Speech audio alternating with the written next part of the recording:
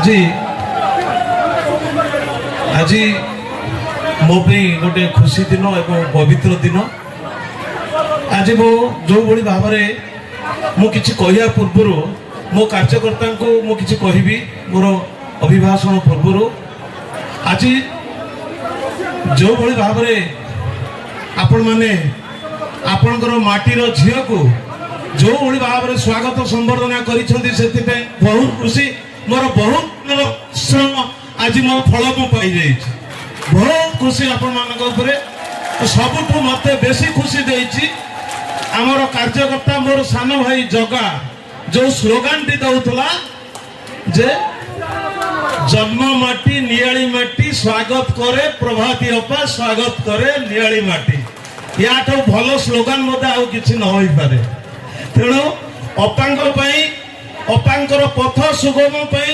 ଅପାଙ୍କର ଭବିଷ୍ୟତ ପାଇଁ ଗୋଟେ ହୁଳହୁଳି ଗୋଟେ ତାଳି ହେଇଯାଉ।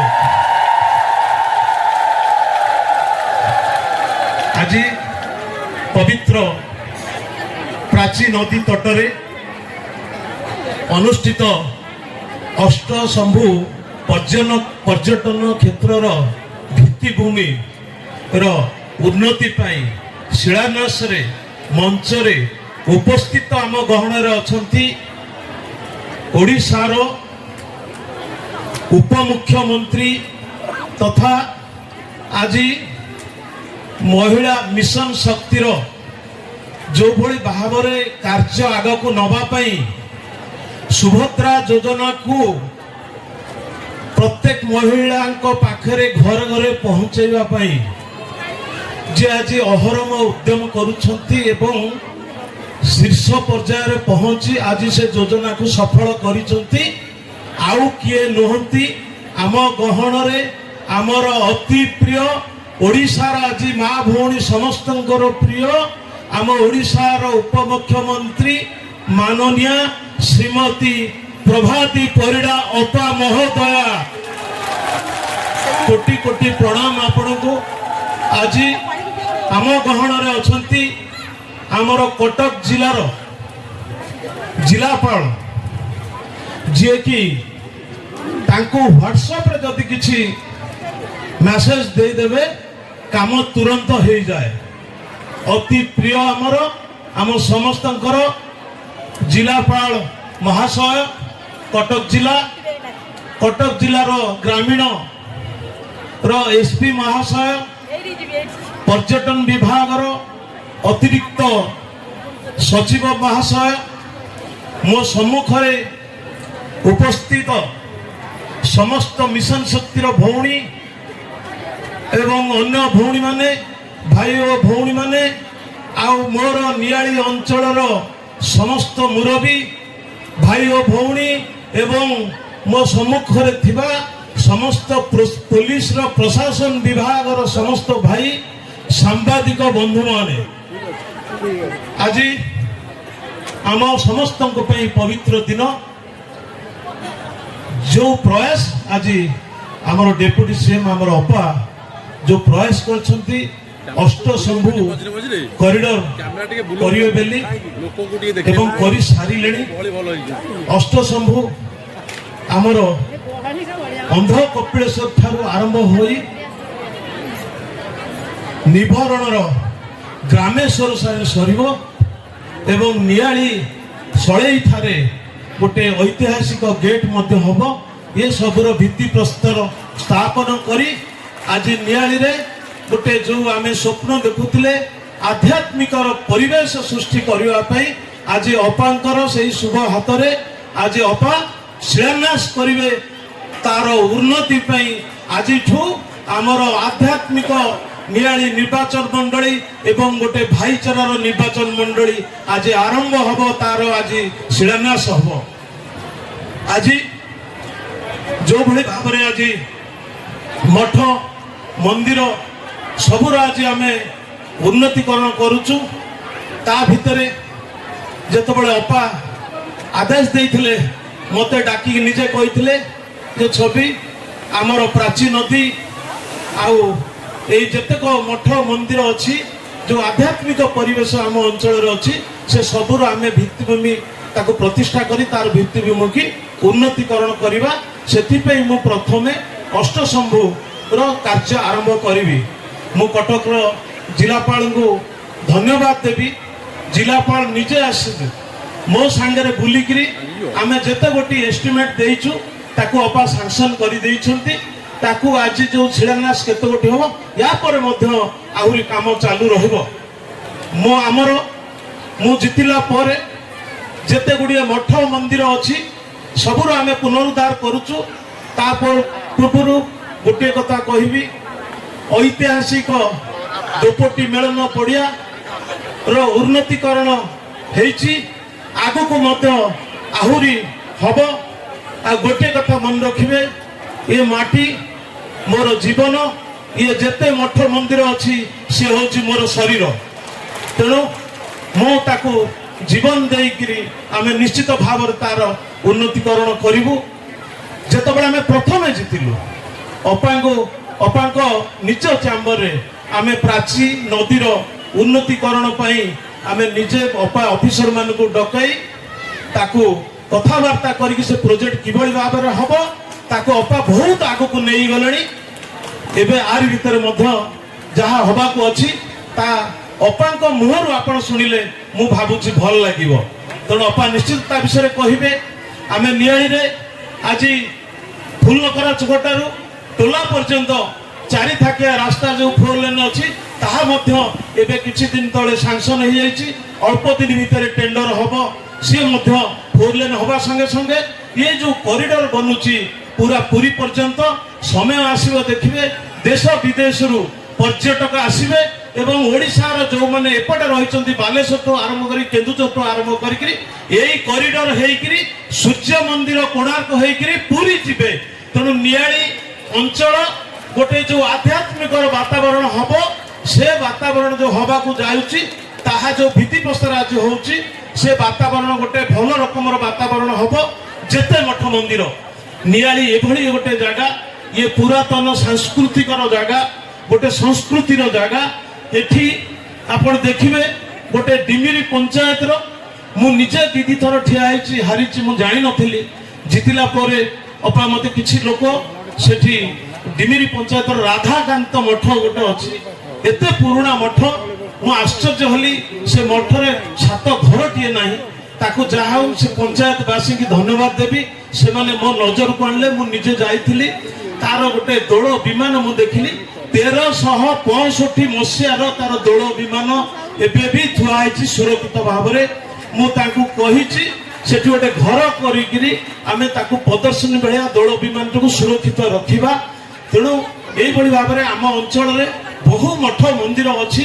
जमती शंकरेश्वर मंदिर लोक हुकुम नौथिले जमती महाप्रभु श्री जगन्नाथंकर माधव होउछंती मामू घर प्रभु श्री महादेव शोभनेश्वर तिलोचन षडांश तिलोचनेश्वर ये बहुत मठ मंदिर कटक जिले जेतिक अच्छी सबुठू नियाली अंचल रे बेसी मठ मंदिर एवं ये गोटे आध्यात्मिक जगह जो पवित्र नदी प्राची नदी से प्राची नदी एभली पवित्र कहा जाए गंगा नदी रो 100,000 वर्ष कलर पुराणा होची पवित्र गंगा नदी ठारू आहुरी प्राची नदी जो प्राची नदी कूଳରେ बसी जयदेव ध्यान करथिले एवं महाप्रभु श्री जगन्नाथ शोइला बेले जो गीत गोविंद गीत शुणती से गीत गोविंद को जयदेव रचना करथिले से पवित्र नदी प्राची नदी जो प्राची नदी कूଳରେ काकटपुर ठारे देउड़ी मठरे जेतेबेले पुरीर दैत्यपति माने आसंती ब्राह्मण माने आसंती जेतेबेले नव कळेबर हुए देउड़ी मठरे राति रे रही सकाळु सकाळु देउड़ी मठनु बाहरी प्राची नदी रे स्नान करी जेतेबेले महाप्रभु श्री जगन्नाथंकर जेतेबेले दारू अन्वेषण जाती सेही पवित्र नदीर 80 भाग नदी नियाली अंचल निमापड़ा है जयदेव है काकटपुर निर्वाचन मंडली होकर जाइए आमे समस्त प्रयास करिया आज आमर गर्व गौरव आम माटीर झील जदि उपमुख्यमंत्री होती पुणी पर्यटन विभाग तांका हाथ अच्छी ताहले मु निश्चित भाव में कहबी ये अंचल पूरा आध्यात्मिक अंचल हम आई प्राची नदी को पुनरुद्धार होमती इको टूरिज्म होते मठ मंदिर आपण देखिए काकटपुर मंगलागढ़ आरंभ कर सबू प्राची नदी तटरे आउ टिके पर अपा कहे काकटपुर मंगलांकर भी अपा उन्नतीकरण सबू किछि करि सारी आज नियाली अंचल कले ये अंचल गोटे टूरिस्ट जगह मान्यता पाइब आमर किछि जगह पुराना जगह रही पर्यटन क्षेत्र करने मु अपा को लिखित आकार देनी देवी मु निजे कहीं देनी ना मु चाहूली अपा उप मुख्यमंत्री हो गले थरे निज जन्म माटी रे पाद पकेला पर जाइकरी मु देवी अपा ताकू निश्चित बाध्य होइकरी करिवे इमित ताकर इच्छा अछि तेणु अपा तळे करिवे आज ये जो उत्साह ये जो उद्दीपना एमते आज जो भिड़ रही मु गोटे कथा कहबी के भाबिबे नहीं आपण अपा होउछन्ते माटी को झियो बोली आपण उत्साह सहकारे आसिक बसिछन्ते अपा को स्वागत करिवे बोली आज एटा बहुत गर्वित ता माने आपण मान मन में अच्छी ये पवित्र माटीर जी भी नेतृत्व जी उच्च स्थान को जीव ताकू आपण मैंने यही भाव में सम्मान करेंगे आमर नियाली अंचल आज जो आम बसीचे जो आज कहूचे से हूँ पवित्र प्राचीन तीर तटरे बसीचे मुझे विशेष किसी कहूनी बहुत समय अपा जीवे कोणार्क अच्छी रिसीव करेंगे अतिथि मान बाहर आसछन्ति गोटे कथा शेष मु कहबी आपण को निवेदन करुच्ची ये अंचल ये जो आध्यात्मिक अंचल ये आध्यात्मिक अंचल पाई गोटे आध्यात्मिक परिवेश सृष्टि गोटे भाईचारार सृष्टि मु जेतबेले जितिली 2024 ठू प्रथम करी नड़िया गुरुडी ठारे जगन महाप्रभु श्री जगन्नाथ उत्सव आरंभ करिछि विभिन्न जगार हम एई थरक दोपटी मेलन पड़िया रे महाप्रभु श्री जगन्नाथ महोत्सव होची सेठी ओडिशार सुनाम धन्य जो माने प्रवचक अछंती से माने आसिकरी संध्या बेले प्रवचन देवे दिन सारा आम अंचल जेते कीर्तन भाई भौड़ी अछंती जेते कीर्तन बोलुछंती समस्ते दिन सारा कीर्तन करिवे सेठी 56 भोग अछि आउ आनंद बाजार अछि समस्ते प्रसाद सेवन करिवे सकाळ 10टा रु राति 10टा पर्यंत सेठी आध्यात्मिक परिवेश आध्यात्मिक सृष्टि हब सेठी पाई मोर निवेदन अछि सेठी यह मते अछि विशालकाय जगन्नाथंकर मूर्ति अछि सेठी प्रत्येक दिन जो हम साधु सन्त मानक मध्य संबर्धना दिया जिवो मोर अनुरोध रहउछि आपण माने आम नियाली को गोटे आध्यात्मिक परिवेश सृष्टि करबा पई समस्ते परिवार सहित 12 तारीख फेब्रुआरी 16 तारीख फेब्रुआरी पर्यंत मोर निवेदन रहा समस्ते आसी सेठारे पहुंची आम नियाली को गोटे आध्यात्मिक आउ भाईचारार नियाली सृष्टि करिवे जो दिन थाना गाड़ी केस बंद हो मु जानिबी मोर लक्ष्य पूरण हो गला से दिन जाई जानिबी भाईचारार नियाली हला आ मु आज अपा को एपर्यंत मु निमंत्रण कार्ड देनी आज मु अपा को परिस्थिति पकड़े एटा कहली कहीं अपा बिजी रहउछथि आसीबेनी सेइति पे आपन सम्मुख रे अपा को आज निमंत्रण रहिला 12 तारीख रु 16 तारीख भीतर जो दिन समय हबो गोटे घंटा पे अपा आसिक पहुंचे तेणु निमंत्रण कार्ड दबा बड़ कथा नुह समस्त आगे अनुरोध करवाटा हूँ बड़ निश्चित अपा आपंकर आसवे बहुत बहुत धन्यवाद मु विशेष किसी कहूना मु समस्त को आज ये स्वागत करुच्ची जो भाई जो भल पाइबा अच्छी से भल पाइबा रुहतु आम समस्त को सम्मान दबा समस्त को व्यवहार देखा आम निश्चित व्यवहार भल पाइबा सम्मान पाइबा एति कही मो कथा रखुची जय जगन्नाथ वंदे उत्कल जननी भारत की जय धन्यवाद।